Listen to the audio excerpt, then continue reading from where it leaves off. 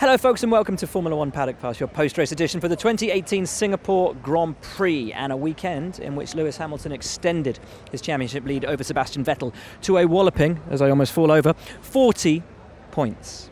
This at a track where Mercedes traditionally have not had things all their own way. It is a track which we believe should suit the likes of Red Bull Racing and Ferrari, and yet Hamilton, in taking a 79th pole position, put in one of the most incredible displays and drove one of the most beautiful laps he ever has. The team, even he, didn't know quite where it had come from. It was amazing.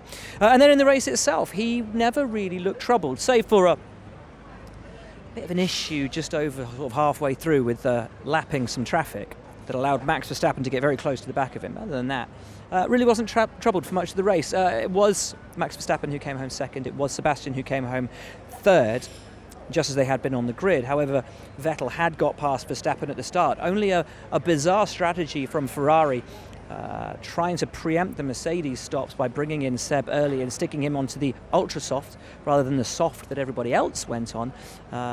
Ultimately, that was what cost him potentially second place, or even the ability to fight for the win. So it is Hamilton your winner, Verstappen second, Vettel third. Lots more to talk about, but those are your top three, and here they are. Lewis, you came here not knowing what to expect in terms of the pecking order. You leave with a pole position and the race victory. Was it close to the perfect weekend for you? In terms of our results, yeah, it's been pretty perfect in that respect. But obviously we started out the weekend, I would say it was a little bit wobbly. Started out good on Friday, and then Saturday was definitely easy for us to drop the ball and not deliver. But geez, we punched a hole in the track on Saturday in qualifying, which was amazing, and then it was just about converting that into a dominant win. Once I got round turn one, I was clear, and I was able to. I knew what I had to do, knew how I had to look after the tyres, and particularly the first stint, I think, did that to perfection. And then the second stint was good, except for the back markers, but it's really not much I could have done with that. That's really down to them. But I'm grateful that we didn't lose that position there. That was kind of crazy. I'm more mindful of, we could have crashed because they were all over the place. But I'm grateful we didn't. Max, second place, but was your real chance to win this race the start? It would have been, but yeah, it was not a great start. The pre-start was all over the place. So I knew as soon as the lights went on and I saw my pre-start, it was not going to be a good start. But yeah, we tried to maximize it, and of course when I got overtaken by Seb, I was not happy, but then the team gave me a great strategy to get back into second. And then we saw a couple of times you closed that gap to Lewis and try and put some pressure on. In traffic, you got very close. Did you think it was on to take the win? No, you have to be realistic, and he got really badly held up by the back markers. I mean, I think we were all complaining, but Lewis, for sure, you should complain the most because that was ridiculous. And anyway, in turn 10, you can't pass. Third place in qualifying, third place in the race, but I imagine starting this one you were hoping for a bit more today. Yeah, I mean, it wasn't looking too bad. We had a good first lap, and then we tried something, being aggressive, but it didn't work, and then we ended up finishing third, so finishing where we started. Obviously, once we lost that second place, it was clear that we just need to try and figure out how to make it to the end with those tyres, 45 or something laps, so yeah, it was a long way. Hindsight's a wonderful thing, but did Ferrari get it wrong today, or was it still worth taking that risk? Well, I mean, looking back, obviously there's something we missed, but at the time, I guess it felt like the right thing to do. We went for it, we tried, but it didn't work. So, if it works, then it's great. It didn't work, it's not great, simple as that. So a peerless weekend from Lewis Hamilton that sees him extend his championship lead. Valtteri Bottas coming home not on the podium, but in fourth place. Drove a fairly solid race, was never on the same pace as his teammate this weekend, but did manage to hold off a charging Kimi Räikkönen at the close.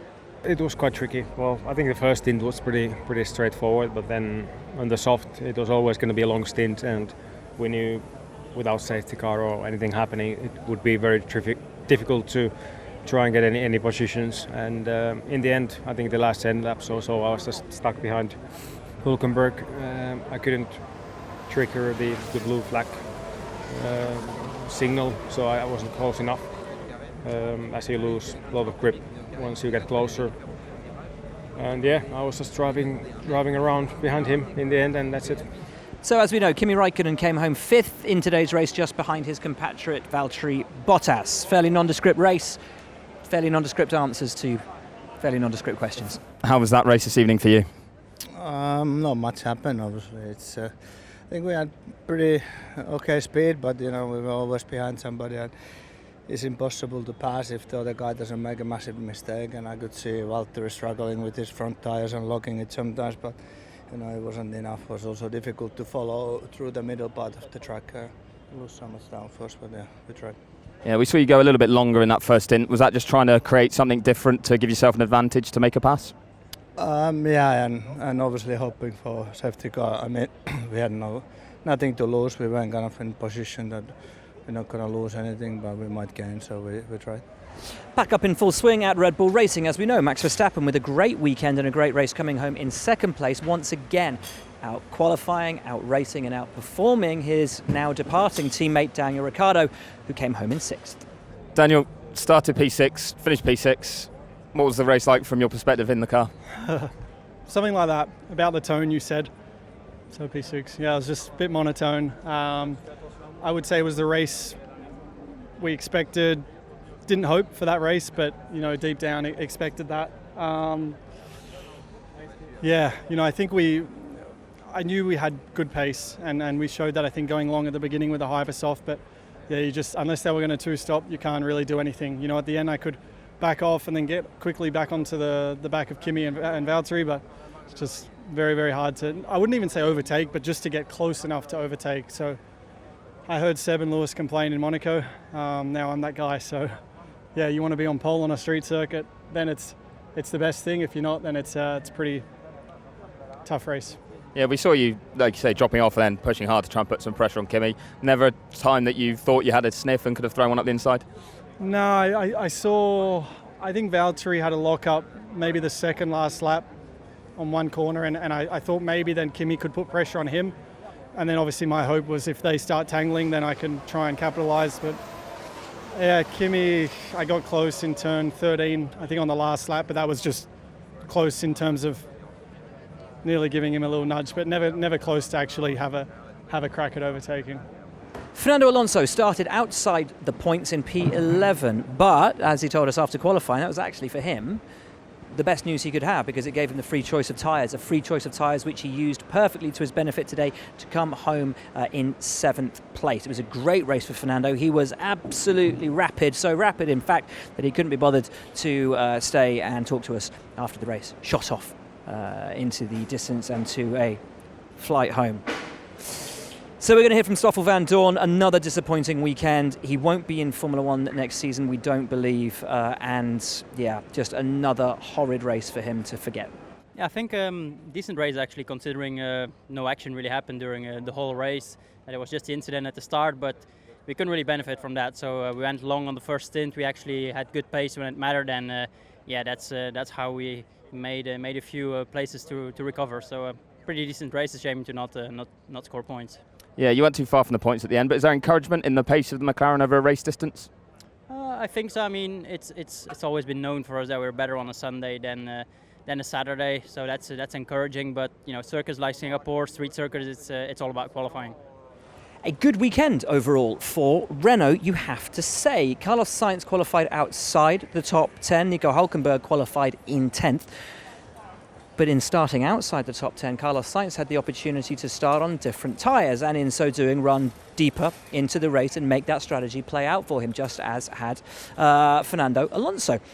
So it was Sainz that came home in 8th. Hülkenberg finished where he started on a really important weekend for Renault to score points in their contest for 4th place with Haas.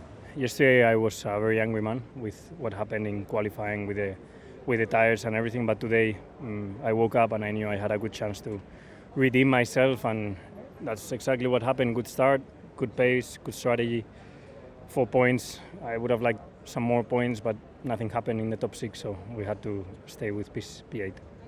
Was it almost a blessing in disguise to be starting outside the top 10 and being able to do something different with your strategy? Yes, but as I felt like yesterday I deserved Q3 if it wasn't for the problems on the tires. I feel like today I got back the points or the Q3 that I deserved yesterday. Nico, started in the top 10, finished in the top 10, which didn't look easy for those guys on Hypersoft today. So you happy with that result? Yeah, not quite, to be honest. No, but had a very poor start. Lost two positions to Carlos and Fernando straight away, and from there it was pretty difficult. Then always going to be. We've tried a really aggressive early first stop, which initially, looked okay. We undercut the Haas Grosjean, but then had the Williams in the way that was holding up, Checo and myself and costing a lot of lap time. But anyways, I think starting in the top 10 and on those Hypersoft today wasn't ideal for our car, but it is what it is now. Oh, hi there. I don't know either. Sauber. Sauber. Charles Leclerc. Another great drive from him today. Saw him rise up into the points. Bonjour. Started P13, finished P9. Another great drive from him. You're not going to hear from him, though. Unfortunately, he ran away from the pen before we could talk to him to come and talk to me on the Twitter show. Was very, very happy with his day. We will, however, hear from Marcus Ericsson instead. Sadly, not in the points today. Could he have been? Should he have been? We're starting to expect more from Sauber. We're starting to expect points as a minimum expectation every weekend, which we never would have done at the start of the season. So obviously Marcus a little bit disappointed with what he took home from the weekend. Marcus, that looked like an encouraging afternoon, but P11 is always a frustrating place to finish.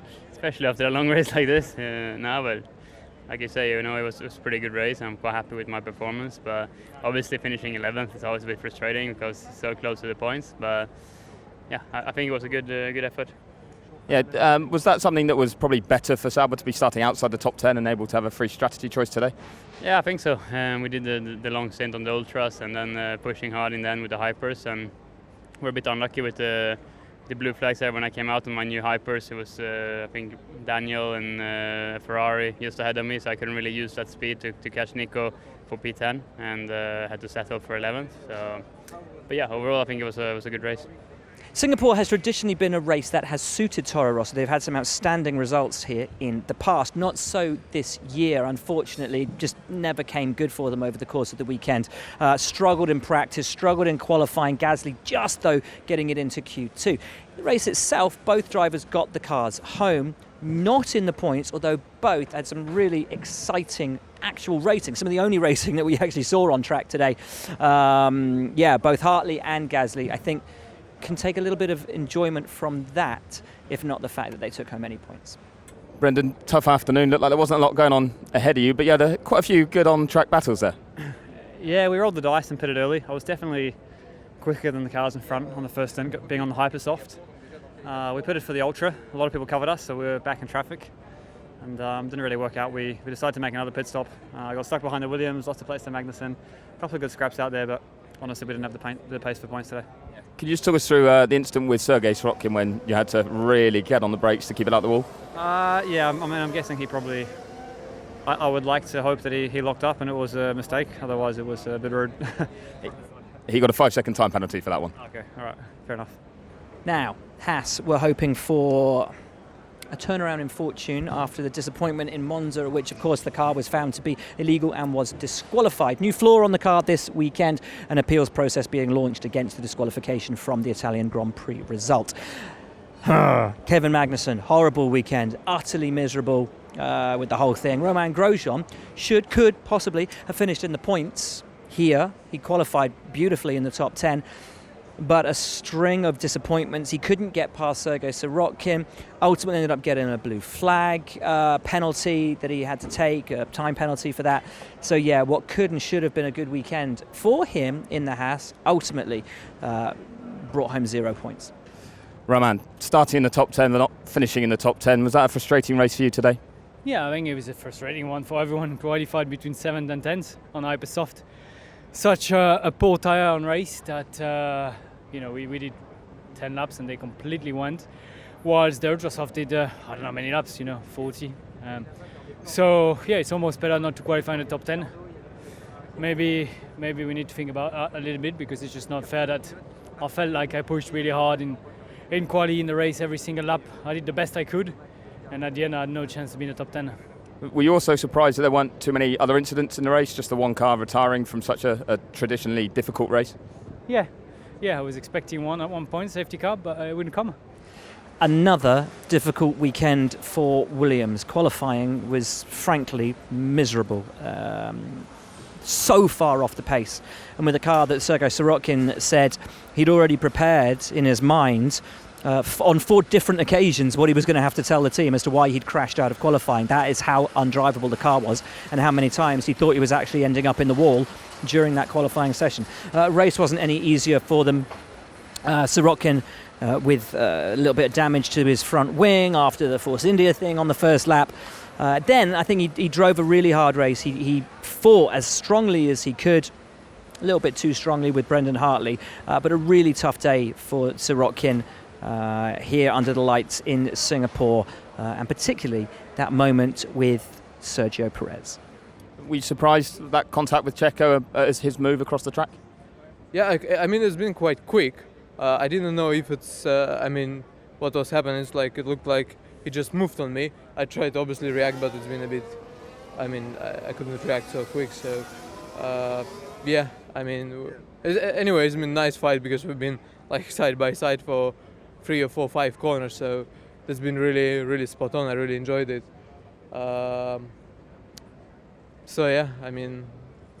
It's racing. Sergio Perez walks away from, and so does Carlos Sainz. Sergio Perez, though, walks away from the Singapore Grand Prix, and a race weekend he'll probably want to forget. He and Esteban Ocon making contact on the first lap, pitched Esteban Ocon into the wall, and he was out before 5 corners of the race had even been contested. Sergio said he didn't see Esteban. Probably, got to say, a little bit unsighted by the Haas of Romain Grosjean, which had flown up the inside, having cut turn 1. Got Sergio into a bit of a squirrely moment and pushed him into the Frenchman who was coming around the outside of him. His teammate didn't see him there. 6 of one, half a dozen of the other. Possibly, probably. We're going to hear from both of them. But then later in the race, Sergio got very frustrated behind Sergei Sirotkin, who was having a pretty good race for Williams, you've got to say, hanging on to very, very old tyres, trying to make them work for the whole race after he'd had to pit under the safety car that had come out for Ocon's car because he had part of the wheel rim stuck in his front wing. Anyway, drove a really hard race, did Sergei Sirotkin. But then the move that would have seen Perez get past Sirotkin, for some inexplicable reason, he turned in on him, was given a drive-through penalty for it, but it seemed to be a deliberate move and not really one becoming or that we would expect from Sergio Perez. So we're going to hear from both of the Force India drivers on what was a very disappointing day for them on a weekend that had promised so much, with both of them qualifying so strongly in the top 10. Esteban, not the evening you would have been hoping for. Just talk us through that first lap incident with Checo. Yeah, I'm not gonna analyze it really. I had a good start, obviously, and saw a gap which I went for, and the only thing I felt is a heat, and then I was in the wall. So the only thing I'm gonna analyze at the moment is just that we had a great pace with both cars, that we were, supposed to have a great race, both cars in the points, and at the moment I'm talking, we'll have no points for both cars. So it's a terrible weekend. Will you sit down with the team after today, though, to look over the incident and talk to Checo about it? I don't know. At the moment, I don't know what's going to happen. But for sure, I don't want to analyze or comment about it. Yeah, that was very unfortunate. As I'm picking up the power in turn 3, I just get a contact from another car on my front tires. I did not even realize that at the time that was Esteban.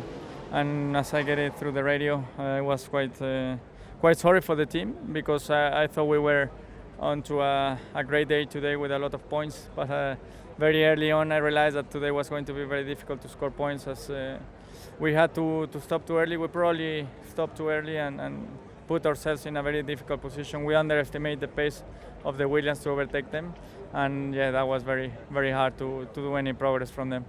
And that fight then with Sergei later on in the collision that earned you a penalty? Yeah, I think I have to see back the replay, but obviously he was moving a lot on the braking, so I was blocking a lot my front tires, making a lot of damage on them. And then as I overtake him, I try to close the door before braking, but obviously he doesn't move at all, and probably I was over optimistic there. So that is your lot from Paddock Pass here in Singapore. An unexpected result, and a result that has seen Lewis Hamilton extend his championship lead, as we said at the start, to 40 points over Sebastian Vettel. If Seb wins every race remaining this year and Hamilton comes in second at every race that remains this year, Seb will be champion by 2 points, which I think shows you how much Mercedes can, at this point, just start to play things potentially safer. We spoke to James Allison post-race on the Twitter show. He doesn't believe they've got a bogey track coming, but he is respectful and understanding that Ferrari still has arguably the fastest car in Formula One. 6 races remain. Seb or Lewis for the title. Yes, the gap is 40 points, but it is nowhere near over. Next up is Sochi, the Russian Grand Prix, a track that has always suited Valtteri Bottas. Can he get his first win of the season on the board? If it's going to come anywhere, you'd have to think he's got a very good chance of doing it there. Anyway, that's your lot from Singapore. Thanks so much for following along, and we will see you in a fortnight in Russia.